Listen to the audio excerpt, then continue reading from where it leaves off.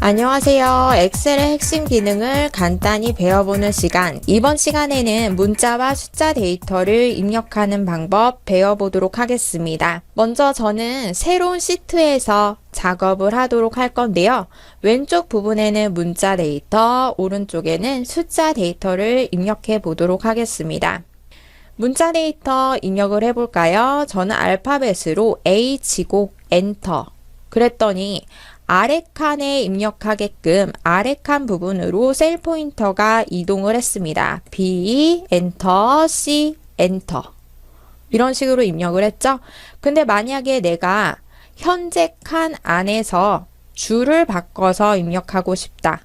엔터를 치면 바로 아래 셀로 이동이 되는데 현재 셀 안에 줄 바꿔서 입력을 할 때는 Alt 키를 누르고 엔터를 치시면 됩니다. 엔터 치면 바로 아래 칸으로 이동이 되죠. 보시면 B의 8셀 부분에 D 바로 아랫줄에 2가 입력이 되었습니다. 현재 칸 안에서 줄 바꿔서 입력을 할 때는 Alt, 엔터를 치시면 됩니다. 그 다음에 이번에는 여기에 숫자와 문자를 혼용해서 한번 적어보도록 할 건데요. 주로 코드 같은 경우에 숫자와 문자가 함께 있는 경우가 있습니다. 이럴 때는 문자 취급이 되면서 왼쪽 맞춤이 되어집니다. 이 문자 데이터와 숫자 데이터의 가장 큰 차이는 문자 데이터 같은 경우에는 셀의 왼쪽에 맞춰지게 되고 숫자 데이터 같은 경우에는 셀의 오른쪽에 맞춰지게 됩니다. 이렇게.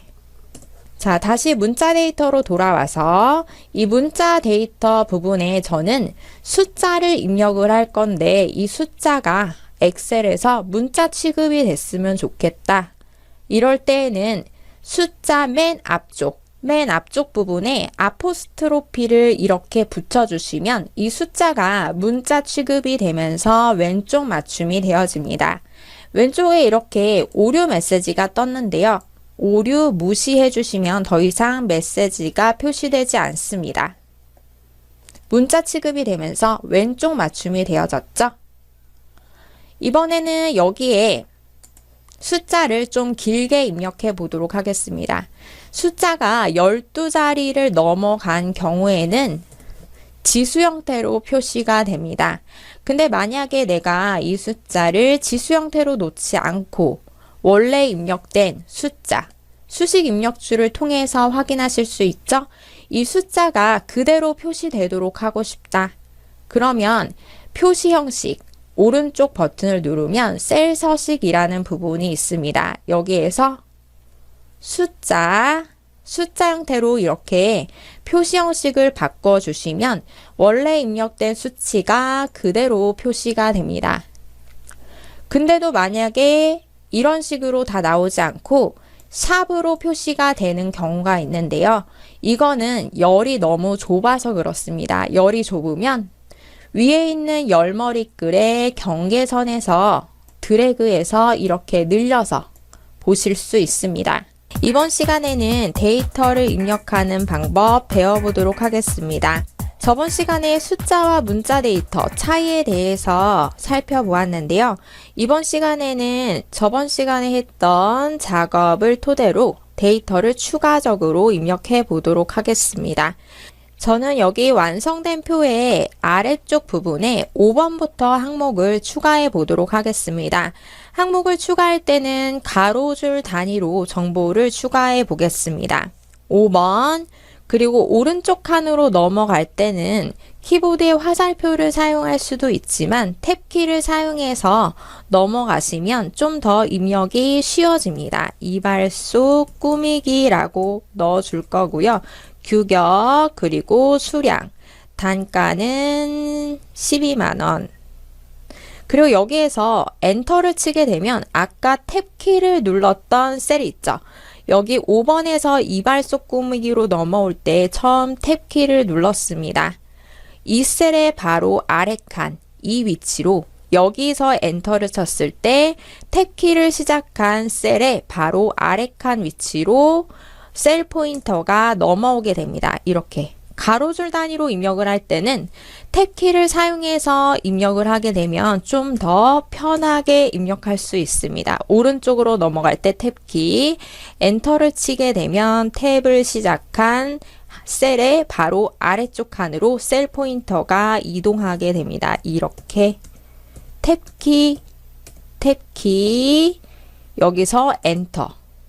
입력하고 탭키, 입력하고 탭키, 입력하고 탭키, 여기서 엔터 치면 이렇게.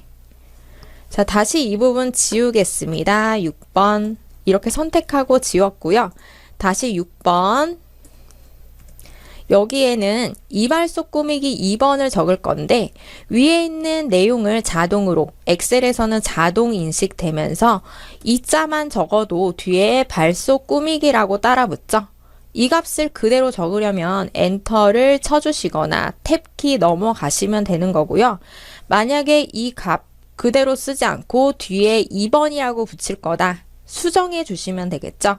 셀의 내용을 수정할 때는 더블 클릭하고 수정을 하셔도 되지만 키보드를 사용하시는 것이 훨씬 편리합니다. 키보드 단축키 F2를 누르고 커서 깜빡일 때 이렇게 수정하시면 되겠죠.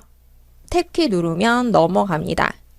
그리고 여기 품명을 입력을 할 때에는 아까처럼 이런 식으로 입력을 하면 위에 있는 내용이 인식되기도 하지만 여기에서 Alt키 누르고 아래쪽 화살표를 눌러주시면 위에 있는 품명 목록이 자동으로 인식이 되면서 이런 식으로 드롭다운 목록이 뜨게 됩니다. 여기서 선택할 수 있습니다. 엔터. 선택이 되죠? 다시 아래 칸 부분에서 Alt키 누르고 아래쪽 화살표 선택하고 엔터. 이런 식으로 값을 입력할 수가 있습니다. 그리고 단가 같은 경우에는 이런 식으로 표현이 되기보다는 쉼표 스타일로 중간에 천 단위 구분 기호를 사용해서 끊어서 입력을 해주는 것이 좋겠죠? 이럴 때에는 중간에 천 단위 구분 기호 쉼표를 직접 적는 것이 아니고요. 표시 형식이라는 부분이 있습니다. 표시 형식. 홈탭에 보시게 되면 표시 형식이라는 게 있죠? 쉼표 스타일을 눌러주시게 되면 현재 입력되어 있는 단가 부분에 천 단위 구분기호 쉼표가 자동으로 들어가게 됩니다. 그 외에 내가 여기 입력한 번호 부분은 수치가 아니라 단순한 번호이기 때문에 가운데 맞춤하고 싶다. 규격도 가운데 맞춤할 거다. 떨어져 있는 셀들 컨트롤키 누르고 같이 선택해 주시면 됩니다. 이렇게 해서 가운데 맞춤 부분에서 찾아 주실 수 있습니다. 이렇게 셀의 서식을 살짝씩 바꿔서 표의 내용이 좀 더 보기 쉽게 서식을 변경할 수 있습니다. 셀의 값을 입력할 때 한 줄 단위로 입력하는 방법. 탭키를 사용하면 좀 더 편리하게 줄 단위로 추가할 수 있죠. 그리고 품명 같은 경우에는 목록상에서 선택하는 거 Alt키 누르고 아래쪽 화살표 키를 사용하시면 됩니다. 이번 시간에는 엑셀에서 날짜와 시간을 입력하는 방법 배워보겠습니다. 먼저 저는 여기에다가 날짜를 입력해 보도록 할 건데요. 엑셀에서 날짜를 입력할 때는 중간에 하이픈이나 또는 슬래시를 사용해서 구분해서 적어주게 되어 있습니다. 자, 3월 4일을 한번 적어 볼 건데요. 중간에 하이픈을 사용해 보겠습니다. 3-4 이렇게 적으면 자동으로 3월 04일 이렇게 변형이 되었고요. 또 5월 슬래시 사용해 볼까요? 슬래시 6 이렇게 적어주면 또 자동으로 이것도 날짜로 인식이 되면서 05월 06일 적혀졌습니다. 저는 주로 하이픈을 사용하고 있고요. 21년 9월 6일 엔터 23년 5월 7일 이런 식으로 입력을 하고 있습니다. 그리고 현재 날짜를 자동으로 이 셀상에 현재 컴퓨터 시스템의 날짜를 자동으로 넣어줄 수도 있는데 자동으로 현재 날짜를 넣을 때는 컨트롤 키 누르고 세미콜론 엔터 쳐주시면 이렇게 입력이 되었습니다. 네, 지금 여기 보시면 위에 있는 이 부분은 03월 041 이런 형태고 날짜가 이 부분은 연도 다시 월 다시 일자 이런 식으로 나타났는데 표시 형식이 달라서 그런 겁니다. 셀의 표시 형식이 다르기 때문에 이런 식으로 표시가 된 거고요. 나중에 셀 서식에 관한 부분은 따로 보도록 하겠습니다. 이번에는 시간을 한번 입력해 볼까요? 시간은 콜론을 구분기호로 사용해서 구별해 주게 됩니다. 시, 분, 초, 4시, 콜론, 2분, 콜론, 30초. 엔터 쳐주시면 이런 식으로 표현이 됩니다. 또 초를 생략하고 시와 분만 입력을 할 수도 있습니다. 3시 22분. 자, 입력되어진 이 셀을 다시 한번 찍어보면 여기 수식 입력줄 부분 AM, 현재 오전으로 인식이 되어진 걸 확인할 수 있고요. 만약에 내가 오후 1시 22분으로 표현을 하고 싶다. 그러면 13시 13 콜론 22분 이렇게 적어주시면 되는 겁니다. 여기 보시면 오후로 인식이 되어 있죠. PM 1시 22분. 그리고 여기 셀에 표시되는 형식을 이런 형태로 바꾸고 싶다.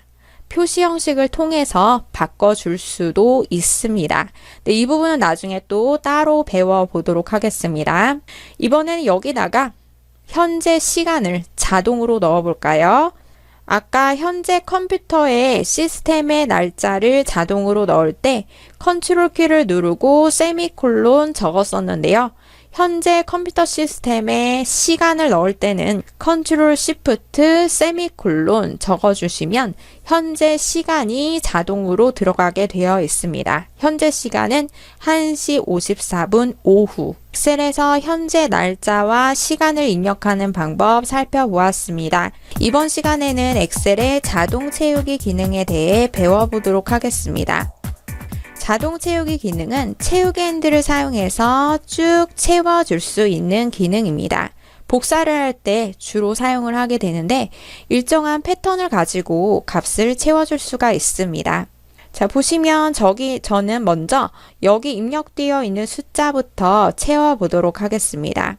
내가 반복하고자 할 셀이 있으면 셀을 선택을 해놓고 오른쪽 하단에 보면 네모난 점이 보이시나요? 네모난 점 위에 마우스 포인터를 올려 놓겠습니다. 그랬더니 하얀색 십자형에서 이렇게 검정색 십자형으로 마우스 포인터가 바뀌게 되죠. 꾹 누르고 드래그. 자, 이 부분이 검정색 십자형 모양이 채우기 핸들입니다. 드래그해서 내가 원하는 위치까지 채워줄 수가 있습니다. 마우스를 놓았더니 이렇게 값이 연속적으로 나왔죠. 그리고 이렇게 자동 채우기를 한 후에는 오른쪽 하단에 보면 자동 채우기 옵션이라고 나옵니다. 클릭, 셀 복사. 이 셀의 값을 완전히 똑같이 복사를 하겠다는 얘기고 연속 데이터 채우기로 옵션을 바꿔주시면 값이 연속적으로 바뀌어지게 됩니다.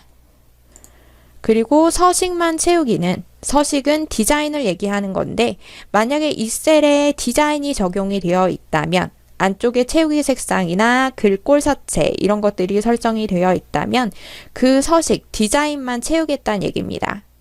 현재 디자인 설정되어 있는 게 없어서 서식만 채워도 별다른 변화가 없어 보이고요. 서식 없이 채우기는 디자인 없이 값을 채우겠다는 얘기입니다. 그리고 빠른 채우기는 나중에 다음 시간에 빠른 채우기에 관해서 따로 살펴보도록 하겠습니다. 저는 일단 값을 연속적으로 채워볼 거고요.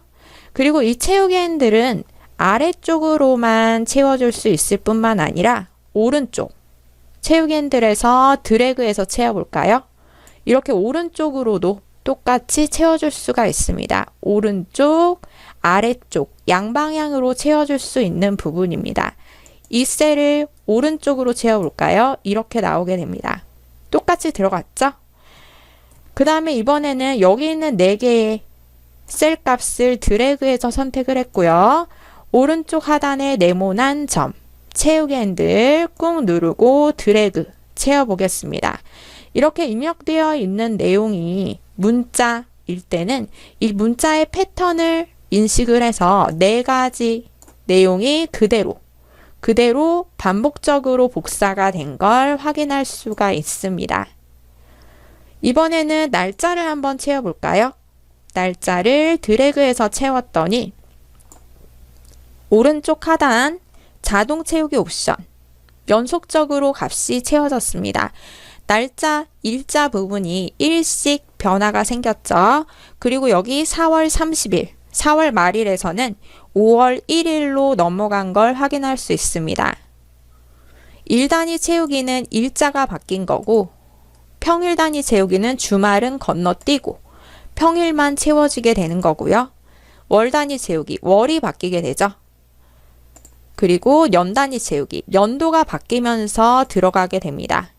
자, 이때 이 자동 채우기 옵션은 채워주고 난 다음에 바로 설정을 해주셔야지, 만약에 이렇게 옵션을 설정해 놓고 내가 다른 작업을 했다. 그럼 채우기 옵션이 더 이상 표시가 되지 않습니다. 그래서 채우고 난 다음에 채우기 옵션은 반드시 바로 설정을 해주셔야 되는 겁니다. 저는 셀을 평일 단위로만 채워줄 거고요.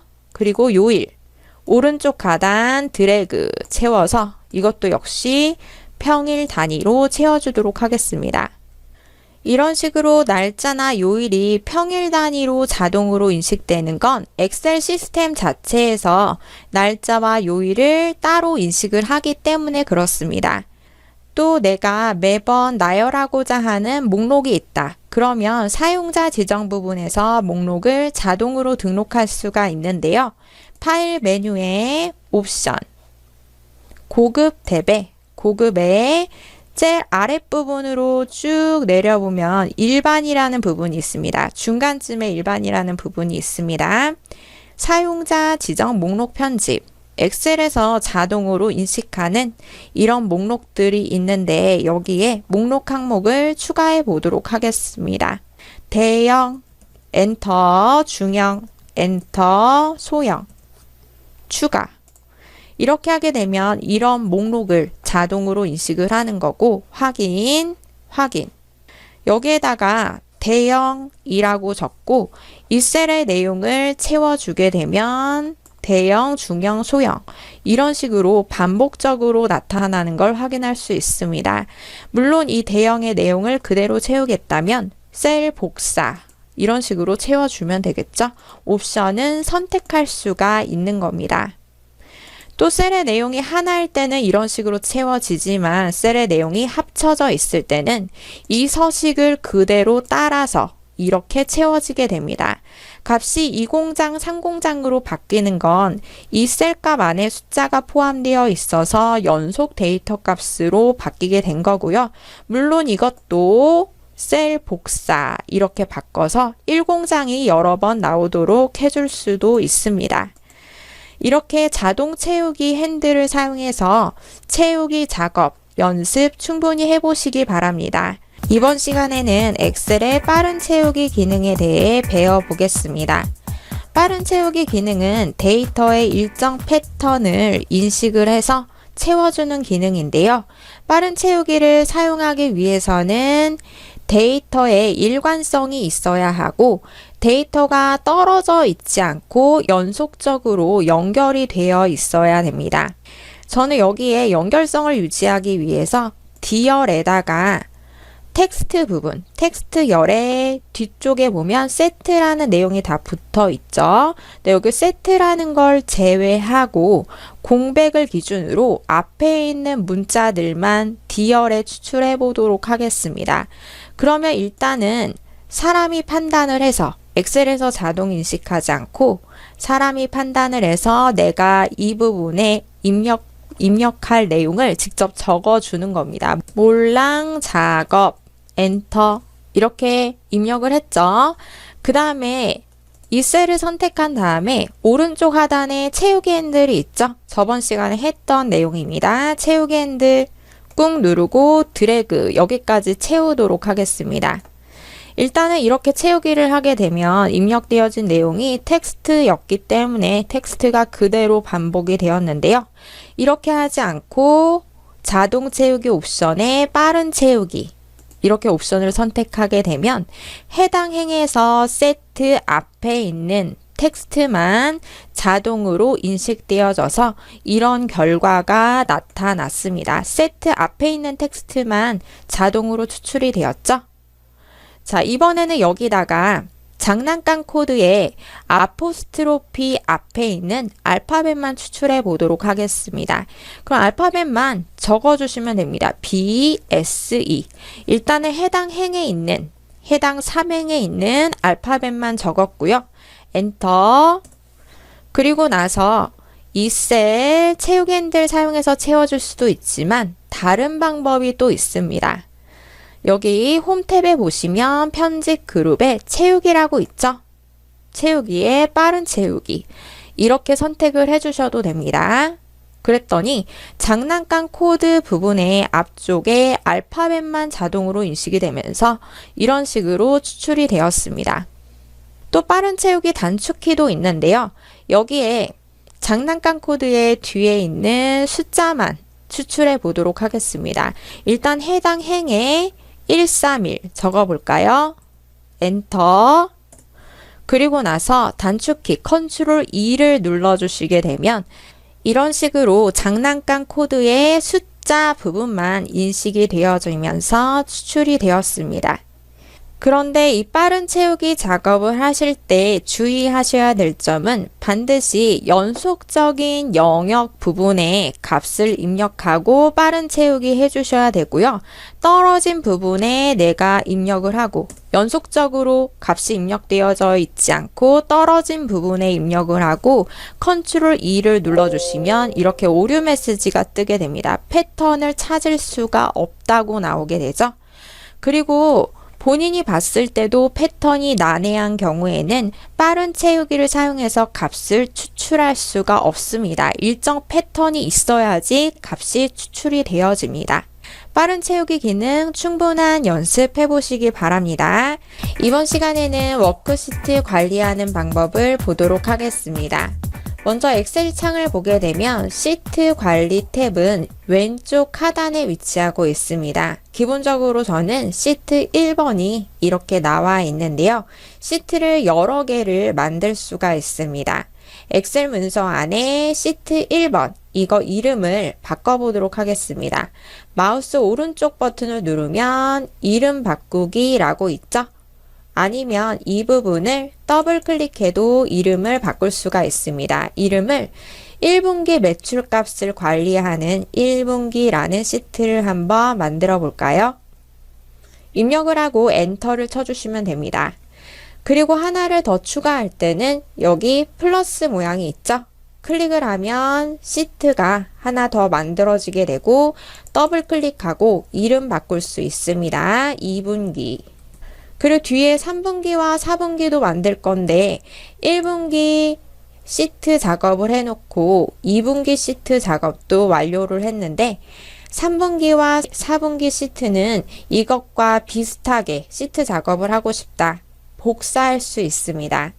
이 두 개의 시트를 한꺼번에 복사해 보도록 할 건데요. 두 개를 한꺼번에 선택을 할 때는 파일을 선택하듯이 컨트롤 키 누르고 클릭을 하면 이렇게 추가 선택이 됩니다.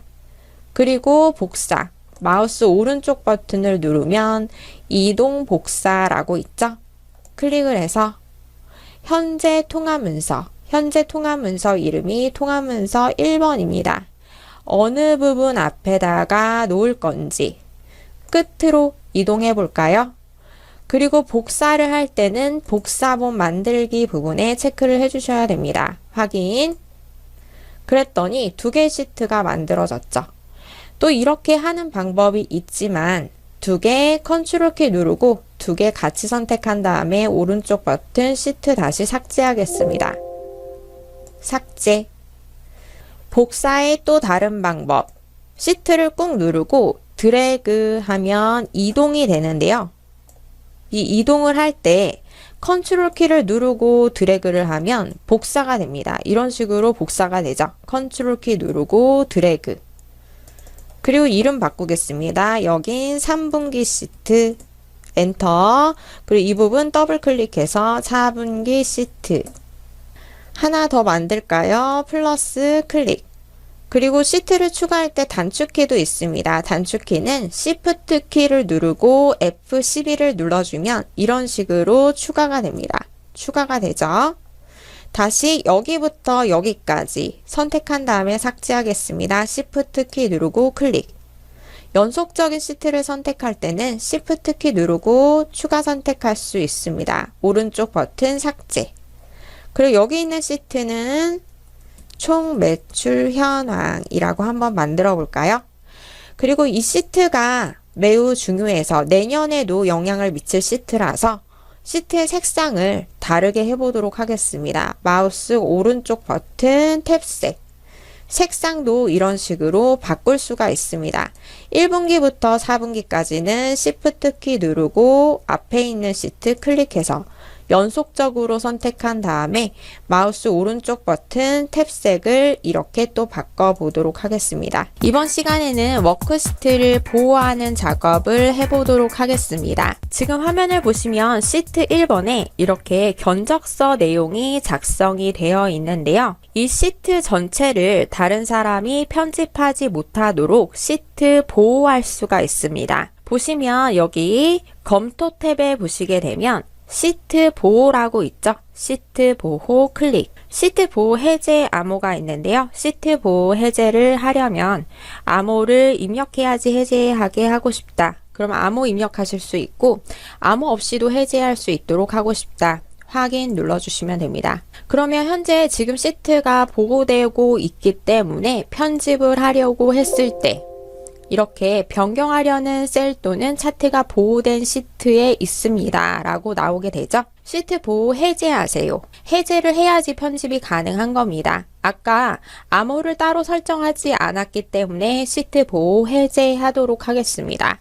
그런데 이 시트 전체를 보호하는 것이 아니라 내가 이 견적서를 작성한 사람인데 이 부분 나중에 주문하는 사람이 수량 부분만 편집을 할 수 있도록 주문 수량이 그때그때 달라지게 되겠죠. 주문 수량 부분만 편집할 수 있도록 하고 나머지는 잠궈두고 싶다. 단가나 또 단가에 따른 단가와 수량에 따른 공급가액이나 세액 부분은 변하지 않는 부분이기 때문에 그대로 두고 수량만 편집 가능하게 하고 싶다. 그러면 시트 보호를 하기 전에 범위 편집 허용이라는 것이 있습니다. 범위 편집 허용은 보호를 할 때에 편집 가능한 범위를 미리 허용해 두는 게 범위 편집 허용입니다. 클릭. 편집 가능한 허용 범위를 새로 만들기 눌러서 만들도록 하겠습니다. 제목을 수량이라고 할 거고요. 셀 참조 범위는 미리 잡아놓고 들어왔다면 범위가 들어가 있을 거고 범위를 지우고 다시 선택할 수 있습니다. 이 부분에 커서 깜빡이는 상태에서 드래그 이렇게 잡고 확인. 그럼 수량이라는 편집 가능한 허용 범위가 설정이 된 거고요. 그리고 나서 확인 누르고 시트 보호 들어가셔도 되고 또는 여기서 바로 시트 보호를 눌러주셔도 됩니다. 자, 이렇게 해서 암호도 입력해 볼까요? 숫자 1 확인. 다시 한번 확인. 그 다음에 이제 이 부분 내가 편집을 하려고 보면 보호된 시트라고 나오게 되죠. 암호를 입력해야지 시트 보호 해제하고 이 부분 편집할 수 있다는 얘기입니다. 그리고 여기에 이제 수량 부분은 시트 보호된 상태에서도 이런 식으로 마음대로 편집이 가능하죠. 이 수량에 따라서 지금 공급 가액과 세액값이 변하는 걸 확인할 수 있습니다. 이 부분은 이 셀을 참조해서 계산을 해둔 셀이기 때문에 이런 식으로 변하게 되어 있습니다. 자, 그리고 다시 보호를 해제할 거고요. 암호 필요하겠죠? 내가 이 수량 부분만 편집 가능하게 할 것이 아니라 품명과 규격, 수량, 단가 부분까지 편집 가능하도록 할 거다. 그러면 범위 편집 허용 구간 더 추가를 해주시면 되는 겁니다. 삭제하고 다시 추가해 볼까요? 새로 만들기, 편집 허용 범위라고 해볼까요? 셀 참조 범위는 이만큼, 확인, 시트 보호. 암호는 따로 지정하지 않겠습니다. 그러면 자, 이런 부분 편집이 가능하죠? 자, 편집이 되고 있습니다. 규격은 라지로 이렇게 설정해 볼까요? 그리고 수량. 자, 이런 식으로 편집이 됩니다. 근데 공급 가액 부분은 편집이 불가하다고 메시지가 뜨게 됩니다. 빠른 실행 도구 모음 추가하기. 엑셀을 사용할 때 여러 가지 단축키를 사용하고 있나요? 아주 기본적인 단축키, 저장 컨트롤 S, 복사 컨트롤 C, 붙여넣기 컨트롤 V, 여러 단축키들이 있습니다. 하지만 내가 가장 자주 사용하는 기능이 단축키가 따로 없다면 굉장히 번거롭겠죠? 그래서 오늘 배울 기능, 빠른 실행 도구 모음에 자주 사용하는 기능들을 모아놓고 빠른 실행은 물론 단축키도 지정할 수가 있습니다. 엑셀을 실행시켜 보면 제일 왼쪽 상단에 이 부분을 빠른 실행 도구 모음이라고 하는데 여기에 내가 자주 사용하는 명령어를 추가해 놓고 사용할 수가 있습니다. 기본적으로 나와 있는 도구 세 가지가 있는데 저장, 그리고 되돌리기, 다시 실행하는 아이콘들이 나와 있습니다. 이 부분에 내가 자주 사용하는 명령어들, 엑셀에서 자주 사용하는 명령어를 추가해 놓으려면 명령어 위에서 마우스 오른쪽 버튼 눌러보면 빠른 실행 도구 모음에 추가라고 나오죠. 클릭을 하면 이런 식으로 추가가 됩니다. 그리고 여기에 글자 크기를 키우는 이 명령어를 오른쪽 버튼을 누르고 빠른 실행 도구 모음에 추가. 그리고 여기 있는 명령어 글꼴 크기 작게 마우스 오른쪽 버튼 빠른 실행 도구 모음에 추가. 하나 더. 표시 형식 중에 쉼표 스타일 마우스 오른쪽 버튼 빠른 실행 도구 모음에 추가. 이렇게 해놓도록 하겠습니다. 그러면 여기 있는 명령어들 실행을 할 때는 블록 잡아놓고 클릭해서 이렇게 실행을 하셔도 되지만 단축키를 사용할 수가 있습니다. 단축키 왼쪽에 있는 것부터 Alt키를 누르고 숫자 1, Alt키 누르고 숫자 2, Alt키 누르고 숫자 3, Alt키 누르고 4번, 5번, 6번, 7번 이렇게 순차적으로 번호가 부여됩니다. 그래서 이 부분 병합하고 가운데 맞춤하려면 Alt키를 누르고 숫자 4 눌러주면 이런 식으로 병합이 됩니다. Alt키 누르고 숫자 4 또는 Alt키를 누르면 여기 단축키들이 이런 식으로 나오죠? 4 이렇게 눌러주셔도 됩니다. 엑셀에서 단축키를 사용할 때는 Alt키, 삽입 클릭을 하려면 N 이렇게 누르면 삽입 탭이 활성화가 되죠. 여기서 그림을 넣을 거다. P 이렇게 눌러주시면 됩니다. 단축키 사용하는 방법은 이렇게 Alt키 누르고 단축키 실행을 시켜주시면 됩니다. 또 하나 더 해볼까요? 여기다가 셀에다가 글자를 입력을 해놓고 사과 이 셀의 글자 크기 키워보도록 하겠습니다. Alt키 누르고 숫자 5 Alt키 누르고 숫자 5 눌러주시면 이런 식으로 계속 커지게 되죠. 그 Alt키 누르고 숫자 6 6번을 추가적으로 누를 때마다 계속 실행이 됩니다. 그리고 여기에 있는 이런 명령어들을 내가 더 이상 자주 사용하지 않을 것 같다. 마우스 오른쪽 버튼을 누르고 제거를 해주시면 됩니다. 이렇게 제거하실 수 있습니다. 이번 시간에는 데이터 유효성 검사 기능을 배워보겠습니다. 먼저 데이터 유효성 검사는 입력값에 여러 가지 형태로 제한을 두고 오류 메시지를 띄워서 사용자가 유효한 데이터만 입력할 수 있도록 도와주는 기능입니다. 여기 보시면 값이 이런 식으로 입력이 되어 있는데요. 앞으로 사용자가 값을 입력할 때 품명열에는 한글, 처음에 입력할 때 한글이 들어갈 수 있도록 그리고 규격열에는 영문이 들어갈 수 있도록 유효성 검사 규칙을 설정해 보도록 하겠습니다.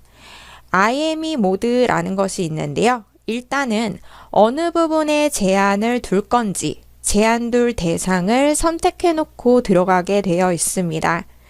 자, 제한둘 범위는 이만큼 품명열에 있는 데이터 부분에 제한을 둘 거고요.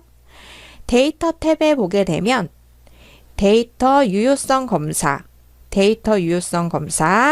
IME 모드부터 설정을 해보겠습니다. IME 모드는 처음에 입력을 할 때 한글 입력기의 상태를 얘기하는 건데요. 처음에 입력할 때 이 품명열에는 무조건 한글이 들어갈 수 있도록 하겠습니다. 확인. 그리고 규격열을 선택한 다음에 규격열에는 유효성 검사, IME 모드를 영문으로 설정을 하겠습니다. 확인. 그러면 이 C열 부분에는 값을 입력할 때 한영키를 누르지 않아도 처음부터 이런 식으로 한글이 나오게 되는 거고요. 탭키, 규격을 입력할 때는 한영키 누르지 않아도 처음부터 영문이 나오기 때문에 이렇게 입력이 좀 더 쉽게 되는 겁니다.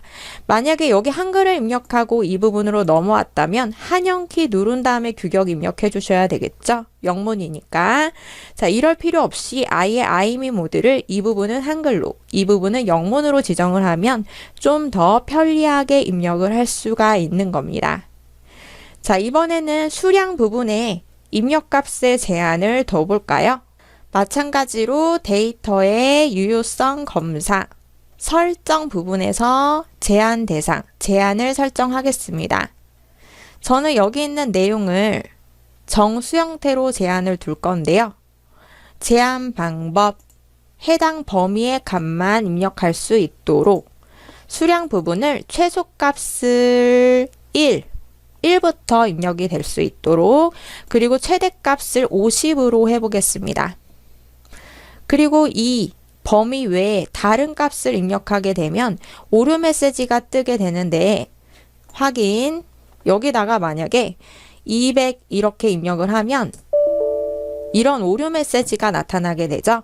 이렇게 유효성 검사를 사용해서 제한을 두게 되면 사용자가 이 해당 값들만 입력을 할 수가 있기 때문에 입력할 때 유효한 데이터만 입력할 수 있도록 도와줄 수가 있습니다. 이 부분 단가 부분에 또 제한을 둬볼 건데요. 단가 부분에는 데이터 유효성 검사, 여기는 최소값, 정수, 여기 보다 크거나 같은 값만 입력할 수 있도록, 0보다 크거나 같은 값만 입력할 수 있도록 0 포함입니다. 그리고 오류 메시지를 직접 지정할 수도 있습니다. 중지 스타일로 오류 0 이상의 값을 입력하세요 라고 오류 메시지 직접 지정을 했습니다. 확인. 그러면 여기에 값을 입력을 할 때 만약에 -3 적으면 이런 오류 메시지가 뜨죠. 방금 지정한 오류 메시지가 떴습니다. ESC 누르면 취소가 되면서 다른 값을, 올바른 값을 입력을 할 수가 있습니다. 여기 수량도 마찬가지. 마이너스 값 입력하면 오류가 뜨죠. 제대로 된 값, 50 이하의 값을 입력하면 오류 메시지가 뜨지 않습니다. 또 이제 여기 설정한 유효성 검사 규칙을 아예 해제하고 싶다. 범위 지정하고요. 데이터 유효성 검사로 들어가서 확인, 모두 지우기 눌러주시면 더 이상 제한이 되지 않는 겁니다. 그러면 마이너스 값을 입력해도 그대로 입력이 되죠. 마이너스. 이렇게 이번 시간에는 입력값에 제한을 두는 유효성 검사 규칙에 관해 살펴보았고요. 이번 시간에는 데이터 유효성 검사 기능 중에서 목록 설정하는 방법을 보도록 하겠습니다. 먼저 데이터 유효성 검사라는 것은 무엇이었나요? 입력값에 여러 가지 형태로 제한을 두고 그 외에 다른 값을 입력하게 되면 오류 메시지가 띄어지도록 하는 기능이 유효성 검사였습니다. 이렇게 제한을 두게 되면 입력 오류를 줄일 수 있다는 장점이 있습니다. 이번 시간에 할 작업은 데이터 유효성 검사 중에서 목록 형태로 제한을 둬서 이 부분에 드롭다운 형태로 목록이 뜨도록, 성별이면 남자, 여자 목록이 뜨도록 할 수 있고요. 학과 같은 경우에는 여기 있는 학과의 내용을 그대로 불러와서 이 내용 중에 하나를 선택할 수 있도록 제한을 둘 수가 있습니다. 목록 형태로 제한 두는 방법 보도록 하겠습니다. 먼저 제한을 두기 전에 어떤 부분에 제한을 둘 것인지 범위를 정확히 잡아놓고 들어가야 되겠죠. 범위 성별 부분 드래그해서 선택을 했습니다. 그 다음에 데이터 유효성 검사는 데이터 탭에 데이터 도구 그룹에 데이터 유효성 검사 여기 설정 부분에서 유효성 조건, 제한 대상 여러 가지가 있는데요. 이 중에서 목록 형태로 제한을 둘 겁니다. 그리고 원본, 이 부분에 커서를 두고 목록 값을 직접 입력을 할 수도 있고요. 또는 범위가 있다면 드래그해서 선택해 올 수가 있습니다. 저는 원본을 직접 적어 보겠습니다. 쉼표, 이렇게. 쉼표는 여기서 목록 구분 기호입니다. 쉼표를 구분 기호로 해서 내용 쭉 적어주시면 되는 거고요. 저는 쉼표 적었습니다. 그리고 나서 확인. 그랬더니 이런 형태로 화살표가 나오고 목록 중에 하나를 선택할 수가 있습니다. 이것도 이 목록값 외에 다른 값을 내가 입력을 했다. 그러면 오류 메시지가 뜨게 되어 있습니다. 이 오류 메시지는 직접 지정을 할 수도 있었죠. 자, 직접 오류 메시지도 한번 등록을 해볼까요? 목록 범위 다시 잡아놓고 데이터의 유효성 검사 다시 들어가서 오류 메시지 설정할 수가 있습니다. 스타일이 또 여러 가지가 있는데 경고 표시만 해주는 스타일이 있고 정보 형태로 표시를 해서 이 목록값 외에 다른 값을 입력할 수 있도록 하는 기능도 있습니다. 스타일이 여러 가지가 있는데 저는 아예 중지, 다른 값을 입력 못하도록 중지 스타일로 그냥 둘 거고요. 제목, 오류, 그 오류 메시지로는 목록에서 성별을 선택하세요 라고 적어보겠습니다. 확인. 그랬더니 이렇게 목록이 일단 뜨고요. 다른 값을 입력하면 아까 설정한 오류 메시지가 떴죠. 그리고 여기 저는 중지 스타일을 지정을 했지만 이렇게 들어가서 만약에 정보 형태로 해주게 되면 그냥 정보 메시지만 표시가 됩니다. 정보 메시지 표시가 되고 확인을 누르게 되면 이 값으로 그냥 들어가게 되는 겁니다. 형태가 약간 다르고요. 중지 스타일은 아예 이런 값을 입력할 수가 없도록 중지해 주는 겁니다. 자, 다시 돌아가서 유효성 검사 다시 중지로 저는 바꿔놓도록 하겠습니다. 이번에는 학과 부분 드래그해서 먼저 어떤 부분에 목록 형태 지정할 것인지 범위 잡아 주셔야 되겠죠. 범위 잡아놓고 데이터의 유효성 검사. 자, 여기 설정 부분에서 제한 대상을 이번에는 또 목록 형태로 이번에도 목록 형태 원본은 직접 입력을 할 수도 있지만 쉼표 구분 기호를 사용해서 직접 목록 값을 쭉 적어줘도 되지만 목록 값이 있다면 이런 식으로 드래그해서 잡아올 수 있습니다. 그러면 여기 원본 부분에 이런 식으로 참조 범위가 작성이 되어 있는데요. 지금 I열의 3셀, I 3셀부터 I 6셀까지의 범위를 원본으로 사용하겠다는 얘기입니다. 범위를 참조하게 되면 범위 값으로 제한이 됩니다. 이런 식으로. 근데 만약에 여기 이 부분은 목록을 참조하고 있기 때문에 학과 부분의 내용이 바뀌게 되면 여기 인문 말고 의학으로 바꿔볼까요? 그러면 여기 뜨는 게 이런 식으로 목록이 또 이 부분을 그대로 참조하기 때문에 목록이 그대로 바뀌게 됩니다. 그런데 여기 위에 보시면 인문 계열이라고 아까 유효성 검사를 설정하기 전에 미리 입력이 되어 있었던 부분이 있습니다. 근데 이 목록 형태 이 부분으로 했는데 인문이 의학으로 바뀌게 되면서 이건 잘못된 데이터가 되는 거죠. 이럴 때 유효성 검사 규칙에 어긋나는 잘못된 데이터가 어느 부분에 있는지 확인을 할 수 있는 기능이 또 있습니다.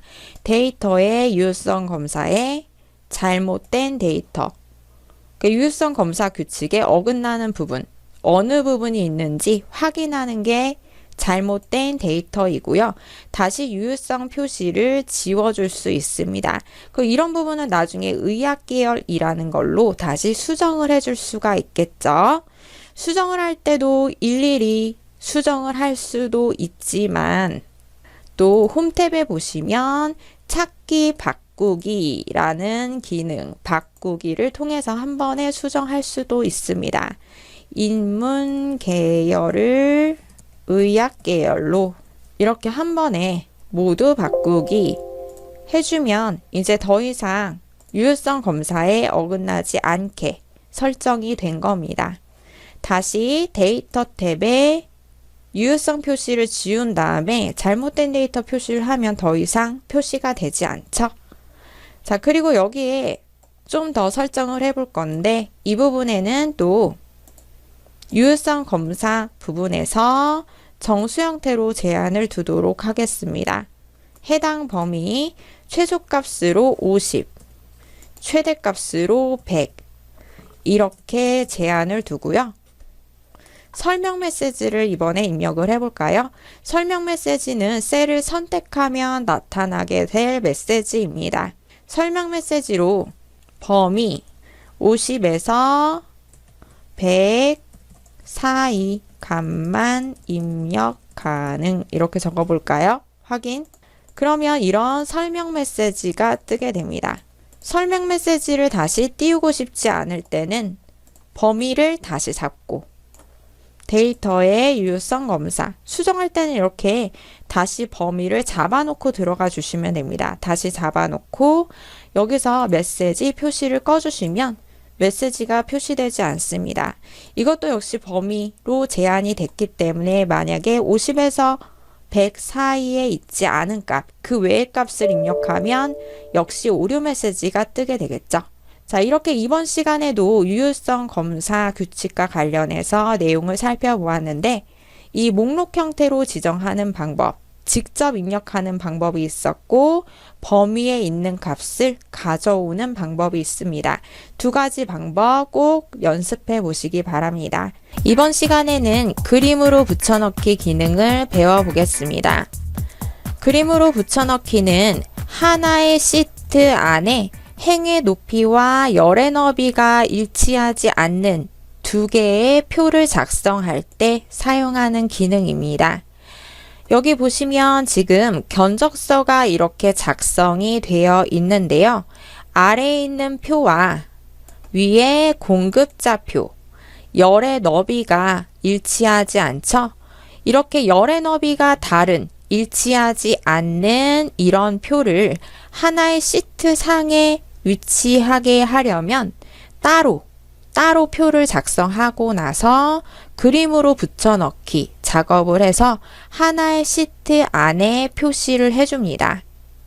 자, 무슨 얘기냐 하면 자, 이런 표를 내가 이 위에다가 현재 시트 안에다가 그냥 작성을 하려고 하면 여기 한번 작성해 볼까요? 공급자 그리고 등록번호 아래쪽에 상호명 대표자 이런 식으로 적어 보겠습니다. 여기 사업장 주소 업태 전화번호 그 다음에 이 부분 이렇게 세로로 좁게 길게 적혀져 있죠. 그래서 홈탭에 병합하고 가운데 맞춤한 다음에 세로 쓰기 하겠습니다. 세로 쓰기 이런 식으로 작성을 하고 나서 공급자 열이 좁으니까 이거를 드래그해서 이렇게 좁게 만들어주게 되면 단가열의 내용이 제대로 표시되지 않죠. 그렇다고 이 단가열의 내용이 보이도록 이런 식으로 늘려주게 되면 공급자열이 너무 넓어 보입니다. 자, 이럴 때는 같은 시트 상에 바로 위쪽에 이런 식으로 작성하는 것이 아니라 아래에 있는 이 표에 행의 높이와 열의 너비에 영향을 받지 않는 위치, 대각선 위치, 자, 이런 부분에 표를 작성해서 그림으로 붙여넣기를 하거나 또는 다른 시트에 따로 이런 식으로 내용을 작성해서 붙여넣기를 하시는 방법을 사용하는 것이 좋습니다. 만약에 이 표에 행의 높이와 열의 너비에 영향을 받는 이런 위치에다가 내용을 작성하면 이 표의 크기를 늘리려고 이렇게 행의 높이를 늘렸을 때 왼쪽에 있는 표에 영향을 받죠. 그래서 아예 이 부분에 영향을 받지 않는 대각선 위치 여기에 작성하거나 아예 다른 시트에다가 작성을 하라는 얘기입니다. 저는 다시 되돌려 놓겠습니다. 자, 원래 이런 식으로 되어 있었죠. 자, 이 상태에서 저는 시트 2번에 내용을 미리 작성을 해 놓았고요. 현재 보기 탭의 눈금선은 없애둔 상태입니다. 이 눈금선은 실제로는 인쇄가 되지 않는 부분이지만 편의를 위해서 엑셀 작업을 위해서 좀 더 편리하게 편집 작업을 하려면 편집 작업을 하는 동안에는 켜두는 것이 좋습니다. 그런데 그림 형태로 붙여넣기를 하려면 일단은 눈금선을 꺼놓고 복사를 해야지 눈금선이 같이 복사가 되지 않습니다. 그림으로 붙여넣기 작업을 내가 할 거다. 그러면 먼저 눈금선부터 꺼놓고 복사를 꼭 해주셔야 됩니다. 눈금선 껐고요. 자, 이 상태에서 이 완성된 디자인의 표를 그대로 그림 형태로 여기다가 붙이기 해보겠습니다. 눈금선 반드시 꺼놓고 작업하시고요. 복사를 해보겠습니다. 자, 먼저 어떤 부분 복사할 건지 범위 정확히 잡아놓고 홈 탭에 복사 또는 컨트롤 C 눌러주셔도 됩니다. 복사해서 여기 시트 1번 위치에 이 위치에 셀 포인터 두고요. 붙여넣기 그냥 붙여넣기 클릭하면 안 됩니다. 붙여넣기 화살표 아래쪽에 있죠. 클릭. 여기 기타 붙여넣기 옵션 부분에서 그림이라고 있죠. 그림으로 이렇게 붙여넣기를 할 수가 있습니다. 자, 여기 있는 이 내용을 그림 형태로 그대로 가져왔죠. 그림 형태로 가져왔기 때문에 여기 있는 이 시트의 열의 너비에 영향을 받지 않습니다. 그런데 단점이 있는데요. 그림으로 붙여넣기를 해주게 되면 만약에 원래 원본의 내용이 바뀌었을 때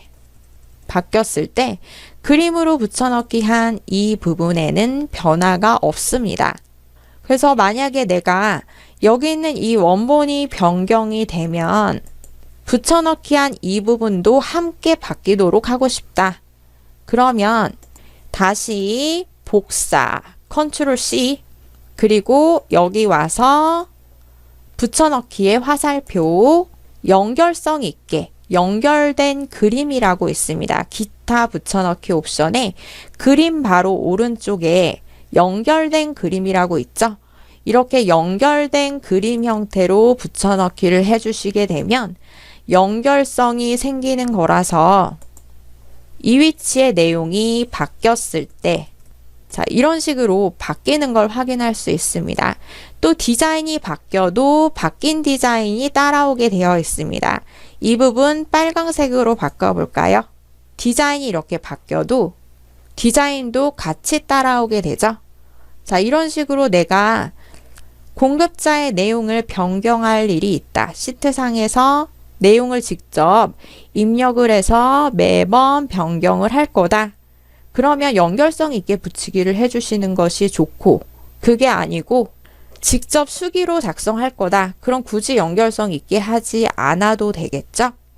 그때그때 판단해서 넣어주시면 되는 겁니다. 그리고 제가 아까 이런 그림 형태로 붙이기를 할 때에는 복사를 할 때 눈금선을 꺼놓고 복사를 하라고 얘기를 했는데요. 무슨 얘기냐 하면 눈금선을 켜놓고 아예 아무것도 없는 부분을 복사를 해보겠습니다.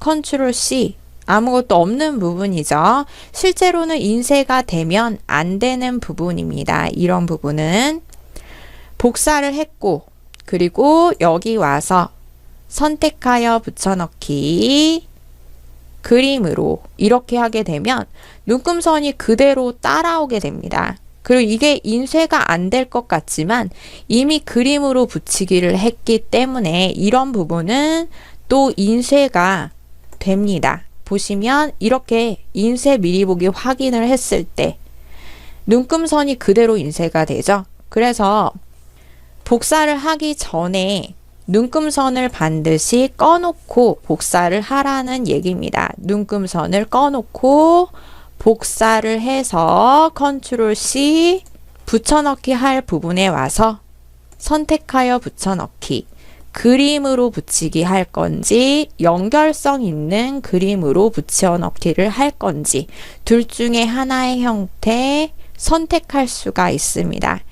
이렇게 이번 시간에는 그림으로 붙여넣기, 하나의 시트에 행의 높이와 열의 너비가 일치하지 않는 두 개의 표를 작성할 때 사용하는 기능을 살펴보았습니다. 수고 많으셨습니다.